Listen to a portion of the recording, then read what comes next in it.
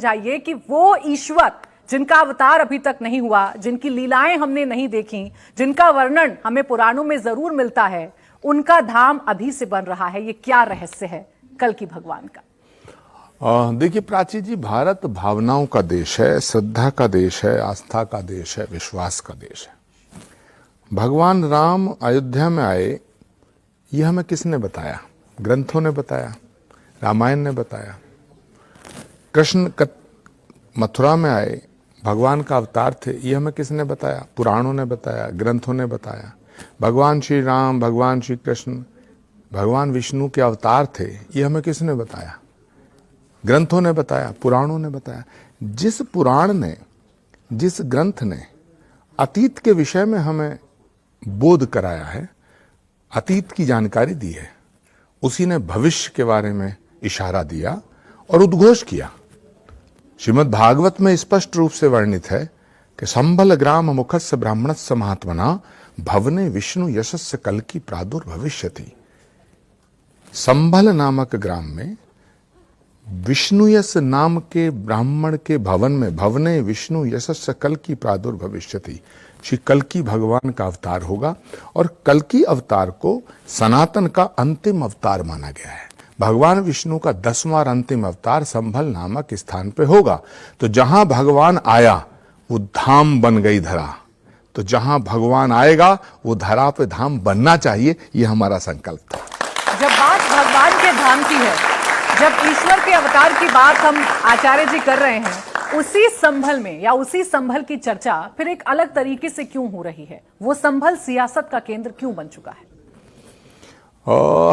देखिए प्राची जी, जब सतयुग था, त्रेता था, द्वापर युग था, अगर हम कालचक्र के दृष्टिकोण से इस पूरे कालखंड को विभाजित करते हैं तो 4 भागों में इसको विभाजित किया गया: सतयुग, त्रेता, द्वापर, कलयुग। सतयुग में और कलयुग में जो अंतर है, सतयुग में भी सूर्योदय पूरब से होता था, या जहां से सूर्योदय हो रहा उसको पूरब कहते थे। सतयुग में दिन ऐसे ही चलता था, सतयुग में रात ऐसी होती थी, सतयुग में पहाड़ ऊंचे थे, समंदर नीचा था, नदियां बहती थीं।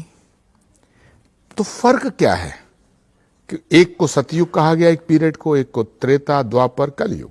मुझे लगता है कि जब व्यक्ति सत्य के जितना निकट होता है उसके जीवन में उतना ही सतयुग होता है, और वही व्यक्ति जब असत्य के निकट होता है, अहंकार के निकट होता है, तो कलयुग के निकट होता है। तो सतयुग में भी कलयुग था, त्रेता में भी कलयुग था, द्वापर में भी कलयुग था। अगर त्रेता में कलयुग ना होता तो मां सीता का हरण छल से नहीं किया जाता।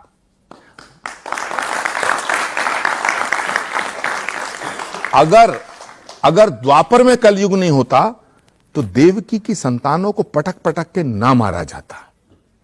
लेकिन हमें सतयुग में कलयुग नहीं ढूंढना है, हमें कलयुग में सतयुग लाना है।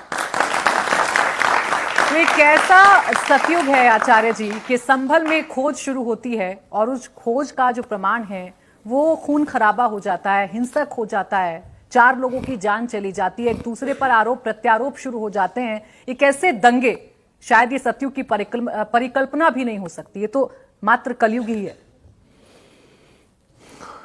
सवाल गंभीर है, लेकिन इसकी गहराई में और जाना पड़ेगा कि संभल एक ऐसी धरा है, ऐसा स्थान है जहां पर भगवान का अवतार होगा। इतिहास साक्षी है कि जब विदेशी आक्रांता भारत में आए, उनमें बाबर, तैमूर लंग, चंगेज खां, ये सब लोग आए, इन्होंने देश को लूटा और भारत को लूटा। लूटने के बाद भारत की अस्मिता पे चोट करने के लिए, भारत की आस्था को खंडित करने के लिए इन्होंने कुछ स्थानों को चुना। इन्होंने वहां मंदिर जितने थे वो तोड़े। अयोध्या का मंदिर तोड़ा, पानीपत का मंदिर तोड़ा, मथुरा का मंदिर तोड़ा, और प्राची जी संभल का मंदिर भी तोड़ा।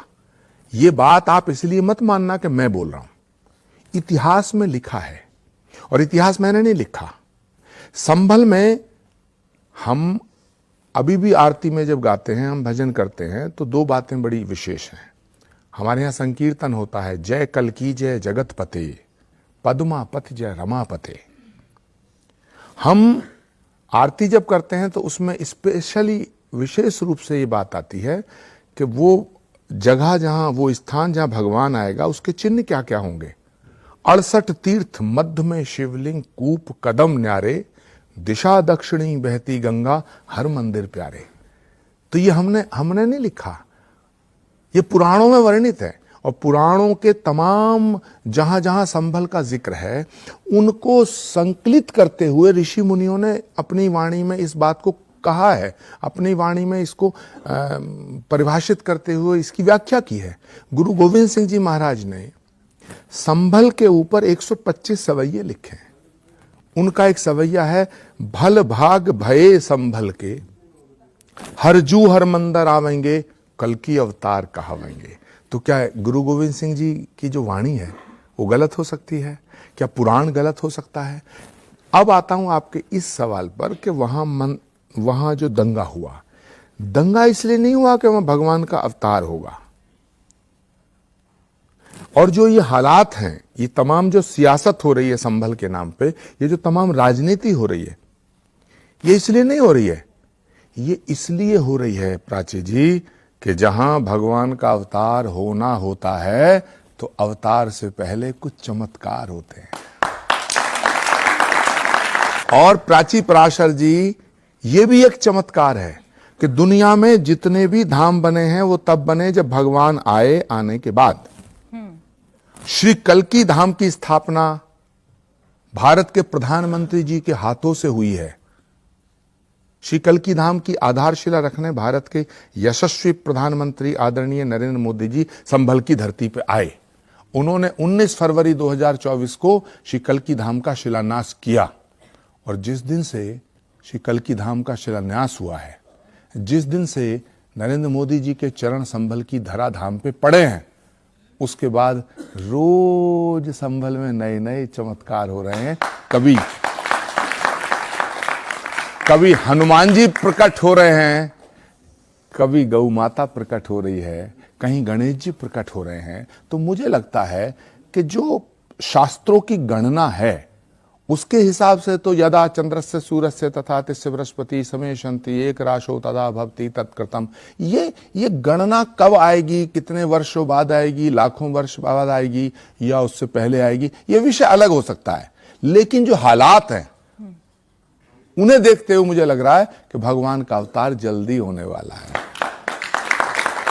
जिन चमत्कारों का आपने जिक्र किया और संभल के जिस सनातन सत्य की तस्वीर अब पूरा देश देख रहा है, ये इससे पहले सामने क्यों नहीं आ पाया? ये चमत्कार पहले क्यों नहीं हो पाया? क्या संभल के सनातन सत्य को जानबूझकर छिपाने की कोशिश की गई? देखिए, बिल्कुल आपकी बात सही है कि सच पे पर्दा डालने की कोशिश जब जब की जाती है, तब तब झगड़ा उत्पन्न होता है, तब तब विवाद उत्पन्न होता है। क्योंकि झगड़ा सच का नहीं है, झगड़ा सच को मिटाने का है। और ये जो सनातन धर्म है, सत्य सनातन, जो सत्य है वही शाश्वत है, जो शाश्वत है वही सनातन है। और प्राची जी, दुनिया में जितने धर्म हैं, मैं बहुत बड़ी बात कह रहा हूं, दुनिया में जितने धर्म हैं वो धर्म नहीं है, वो पंथ हैं, संप्रदाय हैं, मतांतर और मजहब हैं। धर्म अगर दुनिया में कोई है वो सनातन है। अब आप ये बात इसलिए स्वीकार मत करिएगा क्योंकि मैं एक सनातनी हूं और मैं अपने सनातन धर्म की व्याख्या कर रहा हूं।